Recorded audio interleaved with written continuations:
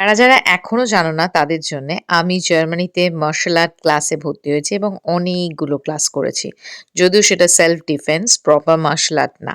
তো সেইখানে আমাদের এক বন্ধুর বাড়ি। তো তার কাছে আমরা শুধুমাত্র কফি খেতে গেছিলাম। কিন্তু সে কফির সাথে আমাদেরকে প্রচুর জিনিস খাইয়েছে। আর তার বাড়িটা একদম রাস্তার ওপর। আর ওই রাস্তার ওপরে বাড়ি এবং ব্যালকনি। সেই সুযোগ নিয়ে আমি একটুখানি রাস্তা দেখলাম। আমরা সিনেমাও দেখেছি একসাথে। আর ও কফিটা যখন বানিয়ে দিয়েছে, বিশ্বাস করুন আমি ভেবেছিলাম যে ও কফি মেশিন দিয়ে বানিয়েছে। কিন্তু তারপরে ও দেখালো ইন্ডিয়া থেকে আনা এক রকমের মগ টাইপের জিনিস, যেটা দিয়ে দারুণ ফোম হয়ে দারুণ কফি বানাচ্ছিল।